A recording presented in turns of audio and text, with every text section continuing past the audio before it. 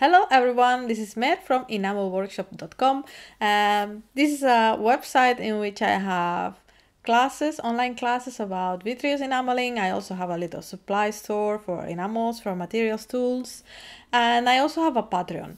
So if you never heard of Patreon, this is like a subscription service, and it could be for anything. There are musicians and writers and photographers, all sorts of people here. It's a bit of a patronage system. So basically what you're doing is showing your support or having access to specific content that a person creates just for you. So if you are into vitreous enameling, this may be something that interests you. This particular video is a fragment, most of it actually, of a video I created for my patrons in response to a question one of my patrons had. He asked me this question on my Discord channel. It's a Discord channel that is linked to my Patreon, but it's also a public area, so you can just join and join the community there. So he had a question about finding equivalents for the S.64 vitrifiable pigments. This is the palette as you see in the middle here, this round palette. This is a kind of paint we use on top of an enamel layer. So enamel is applied on metal, it's fired, and then you can paint on top of that with these paints. So he wanted to find equivalents in watercolor so that you can do your sketches, your preparatory drawings in a much more low stakes environment in your sketchbook before you start bringing out the glass and putting the kiln on and so forth. So I think that's a great idea. I thought it was a great subject for a video. So I just geeked out about watercolor, which is another one of my interests, how they compare to these vitrifiable pigments. So the original Patreon video is a little bit longer. It has a bit more information about the extended kind of set of colors, which is 20 colors instead of just these 10. There's a little bit more about that, and I also talk about watercolor pencils, but most of it is here. You can watch it now. If you are interested in knowing more about these vitrifiable pigments, I'm gonna leave a link in the description to a short version I made, a little introduction of how these paints work, how they are applied, fired, and so on. There is a longer version of that video, which it's a full-on tutorial, 1 hour tutorial. That one you get for free when you buy the basic set or the complete set. So you can find that link to those paints also below in the link. So I'm just gonna leave you with the rest of the video. If you have any questions, just ask in the comments. And of course, you're always welcome to join our Patreon community. Hello patrons, today we have a question from the Discord. By the way, I want to encourage you to join the Discord if you haven't yet. I think it has the potential to be a really nice community. So, okay, got a question from, he's called John Carter. And he said, Matt, I am getting very nice results using your S.64 basic vitrifiable paint set. I'm trying to learn watercolor basics to help me sketch ideas on paper before starting enameling. Very good. This is great practice. I think you should always sketch out, play. You can be a lot more playful, and there is a smaller investment of time, money, because the materials, of course, for watercolor and energy costs, the kiln must be running, you know. So for me, I think it's so valuable to sketch out and just play in other mediums, which are even just pencil, you know, anything that lets you develop your idea. It's a little bit like having a conversation with someone. It's always better to develop your thoughts, and it's the same with a piece of paper. The paper gives you feedback immediately, and you can start working with it, and it's a constant feedback loop. So it's a positive feedback loop. Anyway, so he's asking, do you have any suggestions about watercolor palette that somewhat matches the S.64 basic palette? Or maybe I should start with some good primary colors and practice matching the S.64 colors. Yes and no. So those two approaches are good for different reasons. Depends a bit on your goals. If your goal is to get better at watercolor also, and to learn your colors and pigments, then the second option is very good, because you will learn a lot doing that. It's really a great exercise in color theory. And is there such a thing as pigment theory? I think there should be, because each pigment is a world, you know. It's not like light. the colors are pure in the rainbow, and that's where they are, and they just bounce. But when we are working with pigments, we are limited to what's available in nature, so it's very good to get to know them, and I will talk a bit about that. But the first idea is also great, because then you don't have to worry about that at all. Doesn't matter if you want to or you don't want to, but at that moment maybe you just want to be sketching out your ideas too, with the specific purpose of then translating them to vitrifiable paints, be these or others. And that's great actually, because many of the pigments are exactly the same. So the actual material is the same. Of course it doesn't behave the same way, because we are gonna fire it, and that changes the chemical, the physical properties a little bit of some colors, some more than others, and I will talk about that. But more or less they stay kind of fixed, and that's almost a direct translation from one to the other.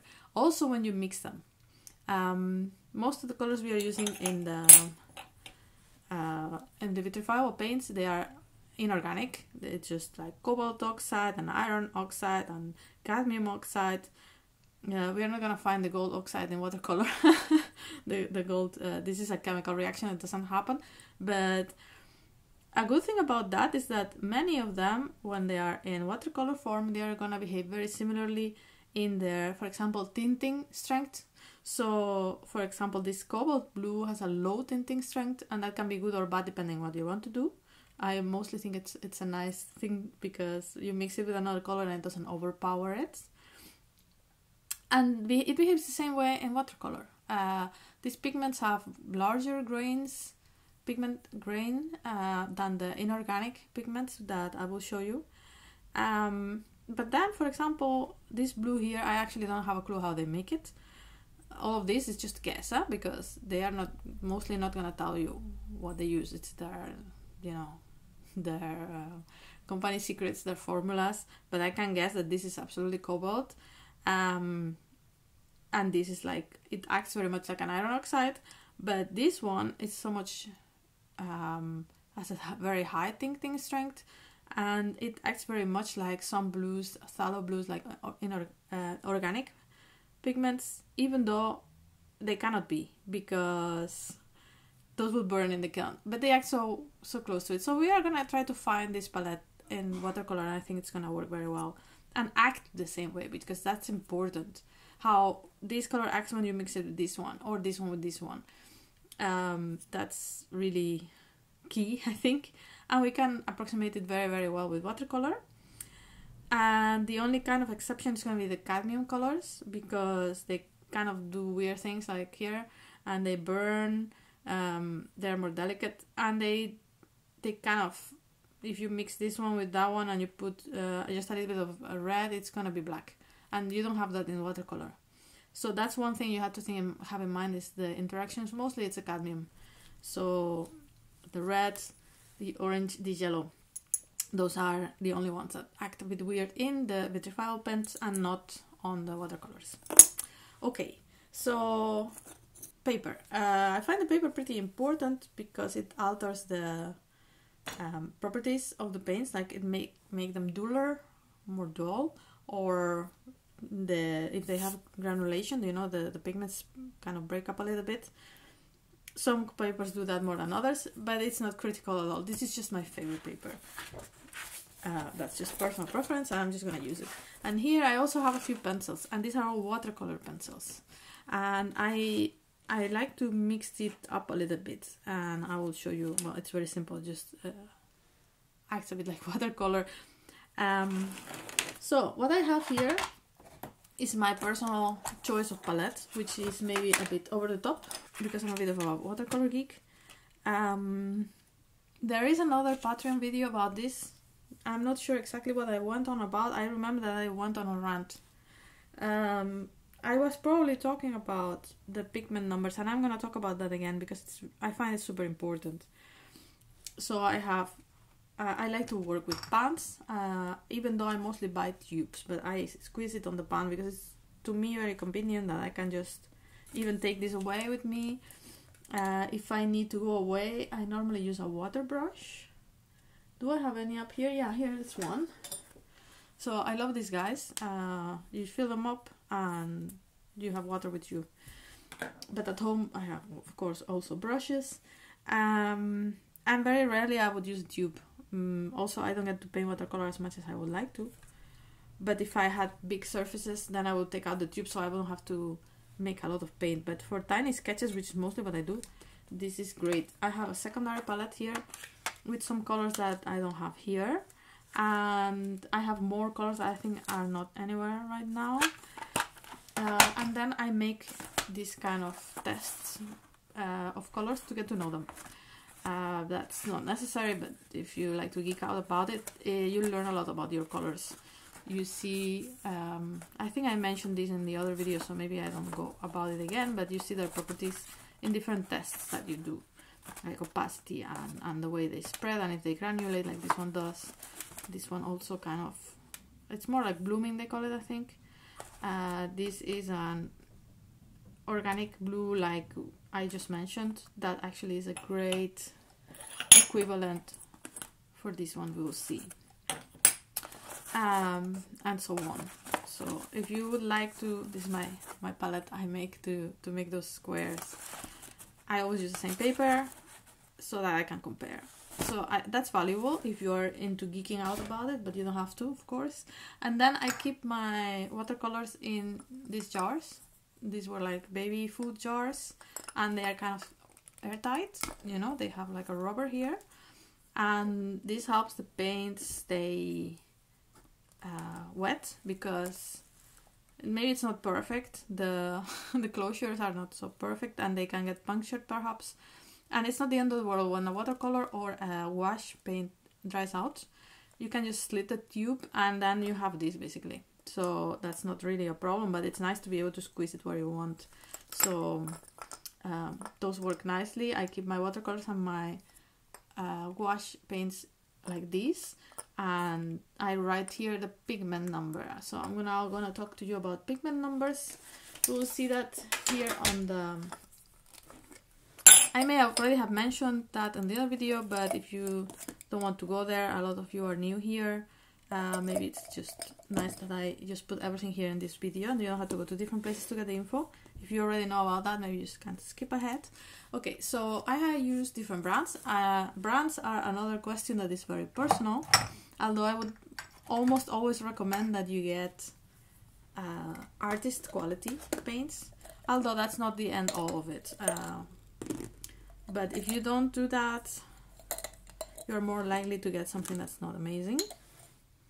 Let me get a few brands so that you can compare. We have a Daniel Smith here. These are just some of my favorites. Okay, I think that's more or less all the brands I use. So my absolute favorites tend to be Schminke and Daniel Smith, but occasionally I use another. I have a few Winsor & Newton. Sometimes I find a pigment there that I don't find somewhere else, or a form of a pigment, because not all the manufacturing process, I think, affects how they end up looking. So sometimes the same pigment number can look different in different brands. And then there's texture difference too. So another one I really like is Holbein. Holbein. That was a German guy, I don't know how they pronounce that, but the brand actually is Japanese. And I really think they are really good paints, but they are very hard to find here, unfortunately. So yeah, and they have some kind of unique colors. This is one of my favorite browns. And I have a few Sennelier, I don't know how to pronounce that either. These paints are very wet, kind of. I think they have honey or glycerin or something. They stay very wet. They stay kind of sticky forever. One of them is actually that one, which I believe is this PV19, but I really like their PV19 in particular, this kind of pinkish red. So I use it, and I have a few of them. What else do I have here? This one, Lucas. This is actually Belgian, I think, and I'm not a fan. No, it's German. I thought it was Belgian. I'm not a fan at all, I'm sorry. I think they have a lot of additives, and you see the residue when it dries out on the pan, and if you put a very concentrated wash, you see it, especially for this color. I'm sorry, but I would not recommend. I'm not gonna buy any more of that. And then this one, Dollar Roni. It's also a little bit iffy. Like, I'm not sure exactly which is this one. It came in its box, and I bought it because I couldn't find this particular pigment anymore. And in the box it gave a number, and in the tube another. Sometimes they change things, and then maybe they don't reprint the tube or they don't reprint the box, so I'm not sure which one it is, and this is not cool, I find. You have to be a bit more serious. So I recommend these others. Winsor & Newton also is doing some iffy things lately. From what I hear, mostly maybe with oil paints, but I'm not a fan of where the brands are going. I think they're being taken over by administrators or people that are just in for the money, and you lose this kind of geekiness that you know, love for what you're doing. Schmink is still, in my opinion, very good, although some people say they're very standardized and they just to make them all behave the same, they add stuff, but I've never been able to complain about any of the colors. I'm really happy with them, and I love their paints gray. That's not something that applies to what we're talking about today, maybe that one particular, but Daniel Smith are amazing. These are just really good quality. They are super geek about it. They have tons of them, which maybe is the inconvenient about it is there's so much choice, you don't know what to take, and they have lots and lots and lots of mixes, which is something I'm also going to talk about, which they're kind of cool. And actually this one isn't, but in the end they're just almost collecting, you know, and maybe you don't need that. Holbein, very good. They also have quite a few mixes, I believe, and yeah, Sennelier. Well, I don't know about their formula, I find it a bit too sticky, but it's good quality pigment for sure. Okay. If I had to stick with one brand, maybe I would just stick with Daniel Smith. Now also I can find it relatively easy here. And there are other brands that are very good, and I just don't have here for that reason, because I cannot access them. Like, well, I haven't even tried, I think. How are they called? M. Graham. I hear so good about them, so many good things about them. They have watercolor, they have oil paints, they have, I don't know if they have acrylics, and they have wash, and apparently they're very good. They're a bit in this vein, I think, pretty sticky, pretty wet, with honey, I believe they have. I would love to try them if I could buy them. And then there is also Quor, which is from Golden, and Golden is a brand I really, really like for other products, but I don't even know if I have any of them. They use a different base. These are all traditional Arabic gum, although some of them use more additives, but Quor is made with an organic technological binder that some people love, but it looks like it's very mobile, and a lot of people that do kind of abstract watercolor love them because of that, but they are also very expensive, so I haven't really experimented with that. I'm very happy with these. So that's all for brands, and then let's look at the pigment numbers. So if your watercolor tube or pan or whatever doesn't have a pigment number, that's not a serious brand to me. Not a serious. It's maybe for kids or for students. I don't know, if you're a student of art, I think you should already get good quality paints. It should always be there. So you will have a pigment. Let me zoom in. Pigment. They may give you the name or not, and the names are less trustworthy, let's say, or less useful, because that's kind of language, you know, it's prose. But then you have a pigment number. This is PV15. So that will say pigment violet 15. And this is kind of a standard. It is a standard, so that is what it is. This is a chemical compound which supposedly has this name, but that could be spelled differently, and who knows what. But the pigment, see, some of them also only have that. PG7. This is sallow green. I think it's the, does it say here? It's the blue shade. So some colors have blue shade and yellow shade or something like that. Yeah, red shade and blue shade. It simply means it veers towards cool or warm, and it's basically just a different pigment number. although that can also get a bit complicated in the case of some blues, but we will get to that later. So when you buy a paint, you should check that, and then you will see if it's a pure pigment. And normally you would hear people saying that you should only buy pure pigments. Okay, maybe not only, but mostly, because if you buy mixes, they can be very useful. And I love my Payne's Gray. Let me get it, if I find it. So I love my Payne's Gray from Schminke. I always use it. I use it instead of black. I don't have anything against black like some people do. But then you will see here, and the pigment, what is it here? PR101, PB29, PBK7. That means it's made with a bunch of stuff, so they pre-mixed it for you. And you could say, well, that's great, they did the work for me, it's useful. They call them convenience mixes, convenient paints, colors, and they are very convenient. And some of them are fun, of like this one in particular. But that means you cannot yourself know exactly what's in there unless you have it all in mind all the time.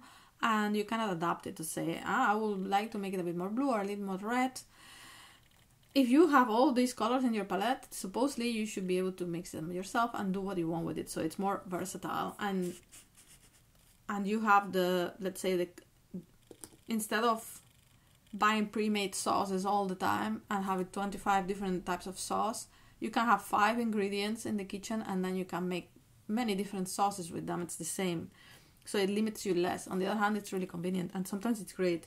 So here they used PR101 is like English red, PB29 is ultramarine blue, I believe, and PBK7 is a type of black. And it's balanced in such a way, and also balancing different shades of, cold and warm to make a purely neutral gray. You have to adjust a lot until you get it perfect. So this is very convenient. But most of the time, I would recommend that you get the pure pigments. Another field in which convenience mixes are very often found, and I understand why, is green. So this, for example, is sap green, which is a very popular color.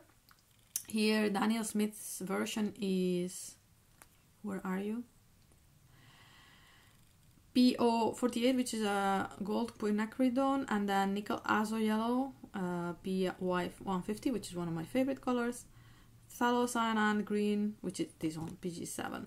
So this color is super strong and super unnatural looking, and then you have to put the tiniest amount of this with a combination of yellows to make different shades, and it just takes so much time. If you are a landscape painter, you just have this and it's already made for you. So that's great. There are other greens which will come in handy maybe for us when it comes to matching here, and they have similar problems to this one.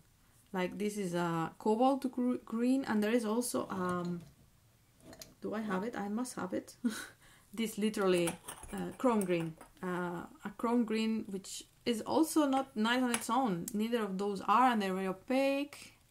Just like in our vitrified paint, it's that exact pigment, and it doesn't lend itself as well for landscape painting. So you may not want to use it in watercolor. However, as we are going to be talking about translating this to that, and we can only use these inorganic greens in our work, we have to work with that.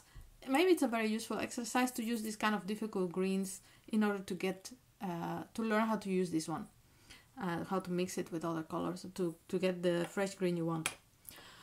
So, which colors may in particular work with that to approximate that palette? So let's get to that maybe. Okay, so first I'm gonna take my basic palette here and try to get you close there.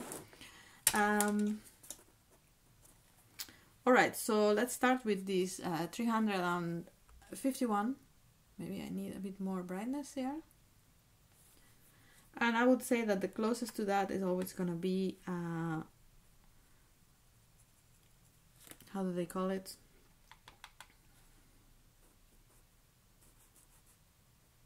This is PY43, I believe. And now I have to remember the actual name. I always prefer to think in pigment numbers because it's more accurate. But as you see, it's maybe a little bit too muted. So So maybe we want to add a little bit of an organic yellow. A lot of the organic colors are very potent. They have a very small pigment and they are very, very, very strong. And you see here, this color looks super dark, but it's actually this one here. So it's PY 150, which I mentioned is nickel azo yellow. And it's a very transparent color, which is in watercolor sometimes really nice to have. And when it's very concentrated, it almost gets brown. And I think when we mix this one and this one, we are gonna get a bit closer to our kind of ochre. So it's, yeah, yellow ochre. I couldn't come up with the word ochre. So I think that's a very good approximation. Maybe a little bit more of that ochre, but it brightens it a little bit and lightens it a little bit, and that's pretty close to it. So I'm gonna write the pigment number here, and I will also give you the brands, because as I mentioned, they can go a bit different from brand to brand. So here we have PY 43, which is from, this one's from Daniel Smith. So PY 43 Daniel Smith, and here I mixed it with PY 150, also from Daniel Smith. So yeah, I would say it's in this area. Now for the very bright lemon yellow, zoom in a little bit. Here it's a bit more complex in watercolor to get there, because a lot of the yellows are either opaque, like this PY 43 is pretty opaque, and it's muted, it's kind of an earth, you know, all of these kind of siennas, they are natural earths, or iron oxides mixed with clay often. So we have to go in this area here, and we have the very classic, which is PY 35. It's a bit dirty here, but watercolors always end up like that, it's not a problem. So this is one option. This is lemon yellow, cadmium. Cadmium, all inorganic pigments tend to be more expensive because they are basically earth minerals. I'm gonna clean this one up because it's got a bit green. This one is one I like a lot, which is PY 175, and this one is organic, and it's very similar. The difference is that it's transparent. For our purposes here, it wouldn't matter too much, but in watercolor, that's sometimes important. So those look very similar but act very differently when you use them with other things. And now we have the one I just mentioned, which is the PY 150, which if you put it very light, I have too much pigment in there. If you don't take too much pigment, it's also pretty bright yellow. It's a little bit warmer. So these other two are more greenish, let's say colder, and this one is more neutral, let's say, and it's neither warm nor cold. So those three work very well. It will maybe depend a little bit on the brands, they will change, and how they will mix with other things. It will also depend a little bit. Maybe the one I will go for is this one in the middle, because being transparent, it will be maybe less bossy. The cadmium colors can boss around the others pretty much, but it can also be difficult to find. So this one is PY 35, this is PY 175, and this is PY 150.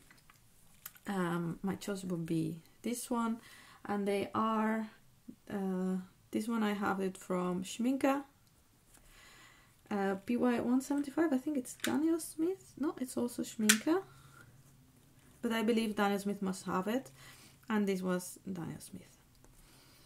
Okay, next color, black. Yeah. There is a bit of controversy about black in watercolor circles. Should you use it? Should you not? I don't have a lot of choice. There are different blacks, which I don't have here. I believe I don't have them at all, which are carbon black or bone black or some sort of paint gray. The carbon black tends to be more opaque than the bone black, which is basically pulverized, carbonized and pulverized it used to be ivory. It used to be called ivory black. Now, of course, we don't do this anymore, and we used like cow bones or something like that. It's obviously not vegan. And then you have the carbon black, which is just scraped from lamps, oil lamps or so. Which oil they're burning, who knows. I don't have either of those. Both will work pretty well, I believe. And then what I use is Payne's gray, and the Payne's gray vary a lot from brand to brand. Some are really blue. Maybe originally this guy Payne had a pretty blue one. This one is super neutral and I love it. It's from Schminke, it's the one I mentioned before. It goes from really, really black because it's made with very dense pigments to super gray and very neutral, and I love it. So this is my choice in this particular brand. I also have Lunar Black here from Daniel Smith, which is one of these other blacks. I believe this is a lamp black, but it's a very special color. It's very roughly made from pigments that are really rough, and it granulates a lot, and the effect depends a lot on the paper. And in this paper in particular, it doesn't look very cool, but it can look really, really nice in some papers. But just when I put it concentrated, so you can see a carbon black is not as black as the Payne's black, that the Payne's gray, it's pretty black, that I showed you here. As you can see, it doesn't go as dense, and that's why I like to use that one, because I may use it dense or less dense. And if you use bone black, it's going to be even more transparent. So that's one reason why you may use pigment blacks, or how do they call them, chromatic blacks, which are basically colors canceling each other out. In this case, what they use is, believe it or not, this plus PB29 ultramarine blue, plus this, plus a little bit of black. So they mix those three, sorry, I'm out of frame. They mix those three until they got a chromatic balanced blend that gives you this really, really deep black. So that's one of the options you can use for black. Now, the chrome green, it's gonna be fun. So let me look for, I believe I have it, I hope so. Okay, so I don't. That's a bit of an oversight that I should remedy. This exists for sure. Chrome green, I think it's PG30. Let me look it up, and maybe I can show you also where you find this information on the pigment numbers. You can find it in different shops, but one that is kind of a known one is, so I'm googling handprint pigment, and you will find handprint. It's handprint.com actually. So it's a guide to watercolor pigments, and here you will find all the information. I don't think it loads very well on mobile, but you will find here magenta, red, orange, earth, yellow, green, blue, violet, black. So those are the kind of categories. So let's go in the green, and then here we are going to look for the chrome. See, for example, here he has some mixes, convenience green. So PG7, that's the green I was talking about before. That's the tallow green, which is extremely strong, and mixes that you will find, and an explanation, testing that this guy made. Chromium oxide green, so it's PG17, I believe, chromium green. So it's very light fast, very opaque, heavily staining, dark valued, very dull yellow-green pigment. About 2 dozen manufacturers make it, so you can find. Next time I'm in the art store, I will buy one. It is not quite like this one, but it behaves a bit like it, so I'm gonna put some here. This is a cobalt green, and cobalt, of course, is also a inorganic pigment. It's what we have here around in this area. So they act similarly in their behavior, but see, it's not too far off actually, but it's a bit too blue. They are very opaque and dense like that. So basically what you will have with the actual chrome green is that it's gonna be a bit more yellow. It's maybe gonna be closer to this. So if you actually mix them, you may get closer. And what is this, you will ask? Well, this is one of these fun Daniel Smith colors. That they have a series they call Primatech.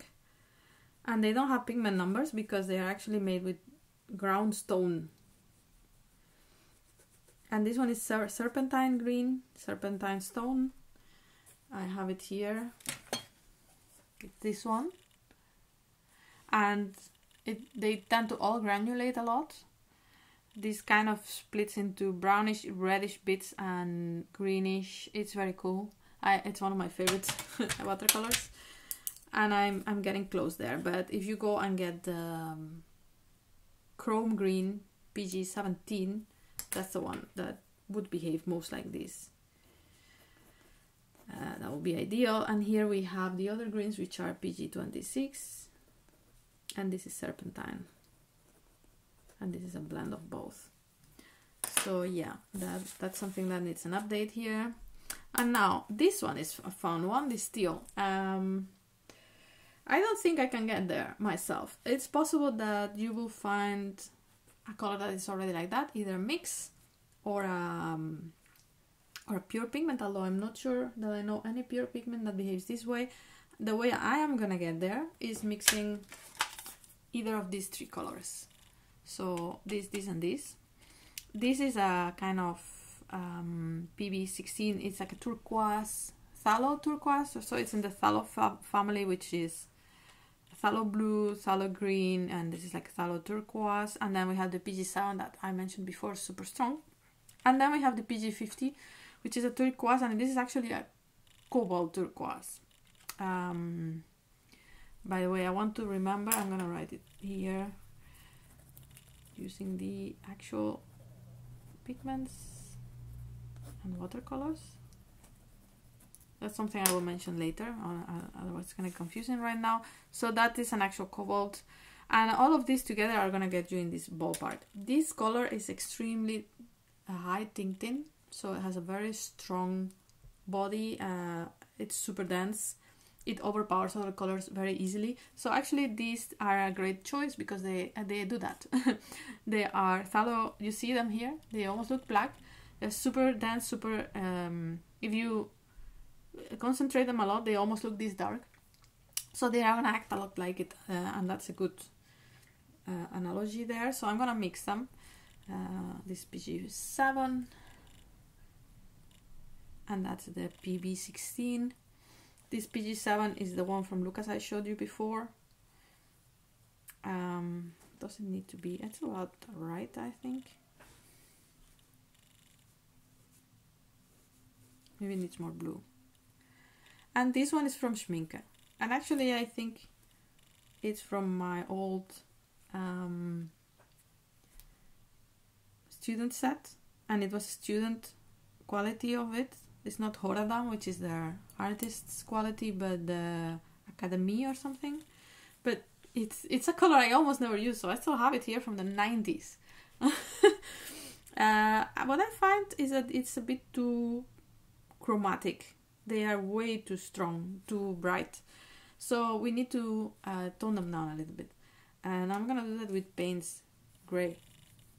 That's maybe a bit too much. This Payne's Gray is also very chromatic, so maybe that went too far. But yeah, there you go, you get very close. So does this exist? Probably not exactly like that. You're gonna have to mix it yourself. You can make your own mixes. You figure out exactly your proportions, and you can either put them in a pan and mix them with a toothpick, let them dry out, or you can even squeeze them into your own tube. They sell those tubes, and you can put it in and close the bag. I think the pan option is pretty good, but then you have to get the proportions right. Another option is like I did here, do it manually every time. So let's write that down. This would be a mix of PG7 plus PB16. These are gonna be pretty equivalent in any brand, especially PG7 is always very that's the same but more color. PG7 is always the same basically, and PB16 it may vary more between brand and brand, so you have to, yeah, you're gonna mix it with green anyway, so it's probably gonna be fine. And here I added paints from Schminke. You could also just add any black, that would probably work fine. Alright, so the next we have is the cerulean blue, and here I think we are almost directly gonna go to PB156. This is phthalo blue red shade, I believe. Yeah, it's a phthalo blue red shade from Daniel Smith. And that's gonna be a good equivalence because again it's a very strong, very tinting. You see how it's almost black here, and we get very close to it. Maybe it's a bit too red. Maybe you can get the, see how strong it is, almost too much. Maybe you can get the blue, the green shade. Maybe the green shade is a bit closer. We can add the smallest amount of PG7, but the smallest because it's very strong, to make it a little bit more green shade.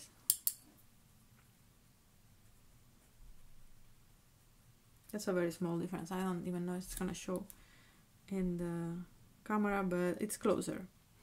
And if you want to mute it again, the smallest bit, for a more real world kind of appearance, you can add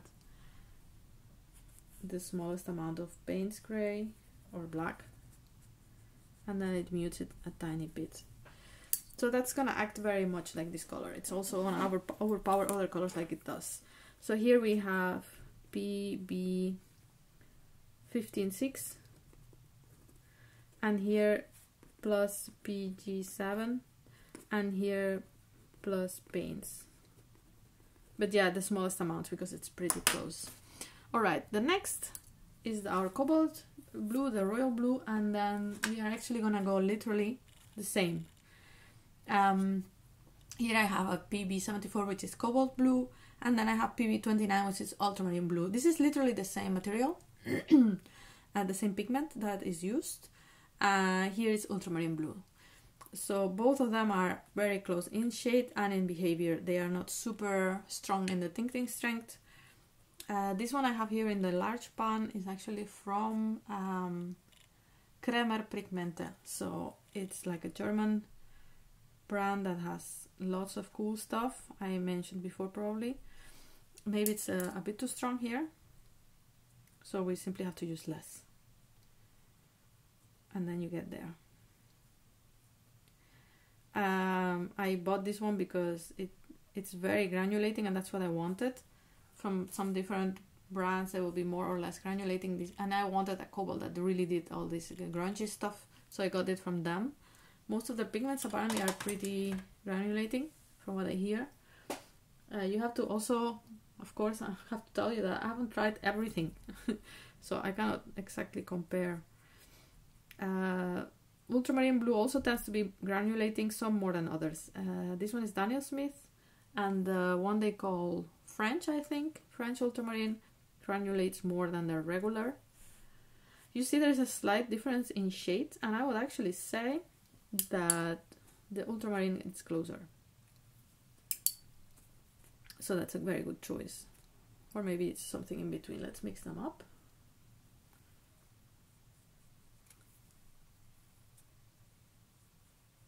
And that's very close.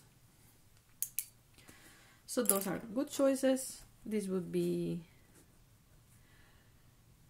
PB74, that's PB29, and this is a mix. Now the pink, that may be a bit more complex to get there. When it comes to pinks, yeah, you will find blends that are softer, pre-made blends, but as I mentioned, I like to use the single pigments, and here I have PR265, PB19. This can change a lot between brands. Sometimes it's, as you see, V is from violet, and this is actually more red. This is the Sennelier one, which I think is perfect in shade for, it's almost primary, that's another thing we can talk about, because John actually asked about mixing from primary, so I will bring my notebooks out and talk about that later. You would think that primary magenta is the most primary to mix with, but I found that in practice this one acted more like a primary color when mixing with other colors. So this is the one I use for primary mixes, and this one is just like if you actually need to paint a very bright flower or something, which I actually almost never have to do. I just don't get that from anything in this palette. I cannot do this. I cannot mix this on my own with violet or so I bought it. And this one is from Winsor & Newton. It's really beautiful, PR 122, which is some sort of quinacridone, which these reds are often quinacridone reds, violets. So these are my favorites here. Actually this one, PR 122 PV19 from Sennelier and PR 254 from Daniel Smith. This is my warm red. I love them. That's Pyrrole red.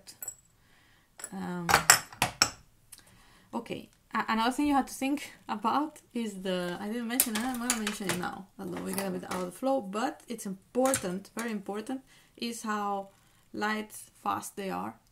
And there is normally some sort of indication, either in their charts or the STM. There are different standards. Here, light fastness 1, which is the best in Daniel Smith. Others, like, let me get a Schminke, you will get that. So you have the light fastness, more stars is better. And then here we have the transparency and, I don't know, staining maybe. That's also in their charts. I can get the chart out. You can get these charts from your art store. That's really nice to have. And they have often more info here, or sometimes. So that Daniel Smith has this kind of mica, luminescent. The Primatech is the ones I was telling you about that are made with stones, and that's really cool. I don't know how much of an application this has here today for us. Although I am seeing that this Fuchsite green could be, yeah, it's too blue. Okay, and then they have the regular palette, which is huge. 179. I think this is out of date. They have more stuff now. And then they also have like artist blends that someone likes. Also, the bars are great, and I use them sometimes. Look, don't drink the watercolor. Water. It's cut. Those sticks are basically dried out tube, and they are cheaper per gram. So I sometimes buy that and cut it and put it in the pan.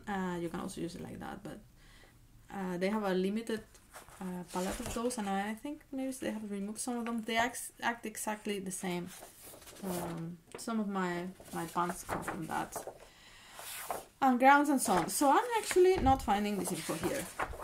I believe they have another one in which you find the light fastness information and so on. That's a bit disappointing. You will find it here. This is the Rotterdam Schminke chart, and here you go. So they should give you also somewhere. Here. Okay. So light fastness from better, extremely light fast to not light fast. I don't even know why they sell that. And then staining and non-staining is the little triangle. Non-staining to staining. What that means is, does it stain the paper when you try to remove it? Does it stay there? And then the opacity. So very transparent to completely opaque. So that's very useful information that you find in the tubes. Daniel Smith doesn't give you very good info. Schminke does. So extremely light fast, half staining, half opaque. And now I am actually kind of lost. Yeah, pink. So how do we get there? This is not going to be easy. It's possible that there is a mix that exists that will get me there. I'm going to change my water because it's too dirty. So I'm going to have to blend it. Let me get some of the palette in here. And the way I think I'm going to do that is with PV19. And that's going to be way too bright. No, it's not so bad actually. On a wash, this is good. That also depends a little bit how you're gonna fire your pink and where. Here I worked on Shower 64, the opalescent base, and if you work on a soft white like Shower 201, 202, it's gonna be even brighter pink. And if you work on a hard white like Melton Bridge ODW 1, it's actually gonna look more brownish, or gonna need a lot of fire to become bright pink. So read my article about how the base white affects colors, especially pinks and cadmiums. But let's say you're gonna work like here, that's actually pretty good. Not bad at all. It may, on a wash, it develops easier and it gets there very well. When it's more dense, that's gonna be too blue, too bright. So we are gonna mute it a little bit with, I would say, more orangey red, a warmer red. The smallest amount, in this case, is PR254. And then it's kind of there actually. I thought that's gonna be more difficult. Yeah, that's kind of there. And even more dense, then I would actually mute it with Payne's Gray again. I put just the smallest amount.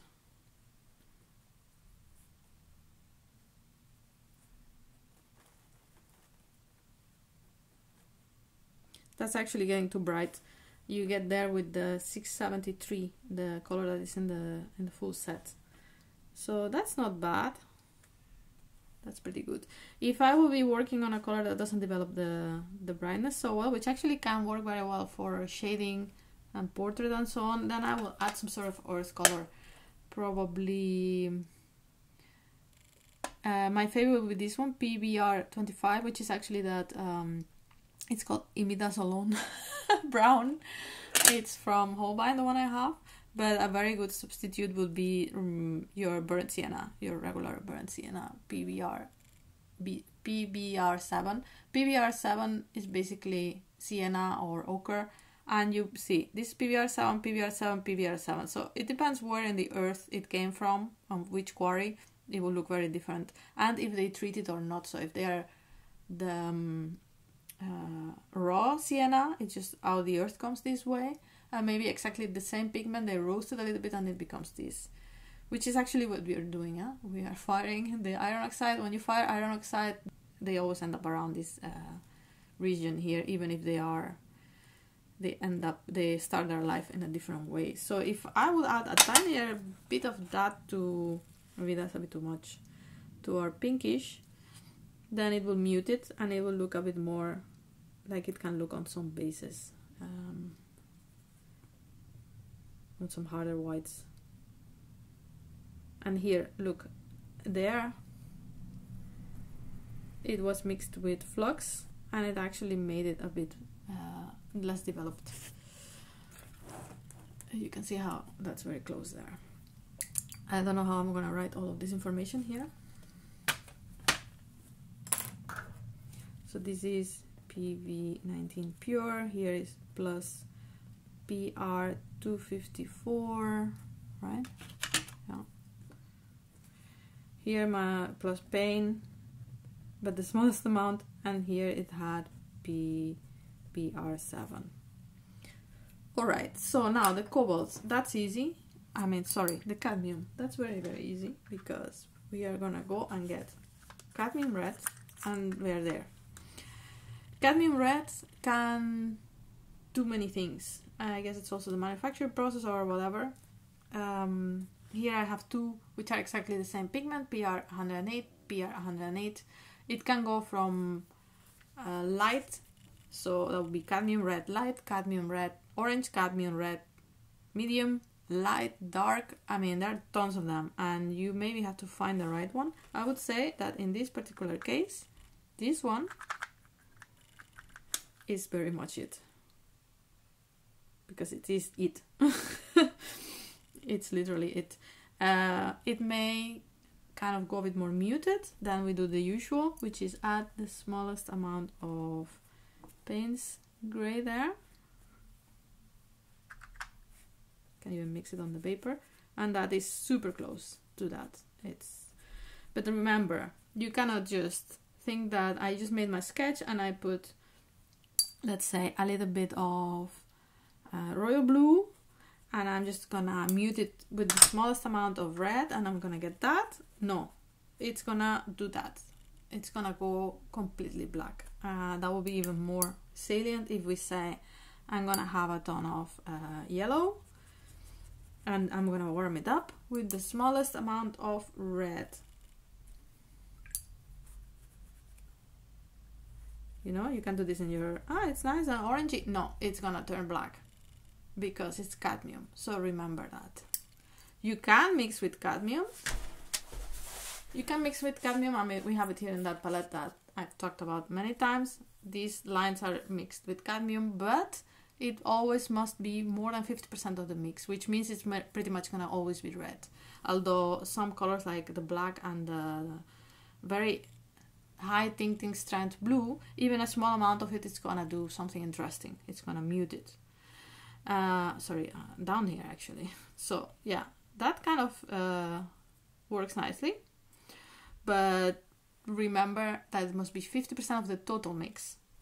And if you want to know more about how this is determined and made, there is the how to use S.64 paints. I actually just posted on the Patreon about it. On the Discord about it. In general, Patreon, that I updated a post from 2020 because someone asked, hey, I cannot watch the video. That's because that video was temporarily available publicly for everyone, and now it's only available for people that buy the set. It's a 1 hour instructional video, but for you it's also available, so you can just click on this link. If you want, I can link to this also in this in the description of this video. Okay, so remember that. And our last color here is the brown. That's very easy. We are gonna use one of these. I would say it's actually pretty much this one, what I mentioned before, the PBR 25.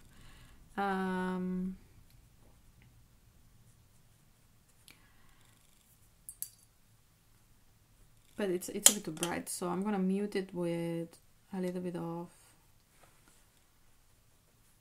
this is a burnt sienna, I think, from Schminke, and the other one is burnt sienna from Daniel Smith. And then I have here a raw umber. Yeah, no, sorry. This is raw umber, this is raw sienna, and this is burnt sienna. So it's somewhere there, in between. And it's gonna act pretty much like it. However, it's actually pretty dense. You see that you can make it very, very dark. This PBR 25, it's much more dense than the others. I can make it really dark, and the others I can't. So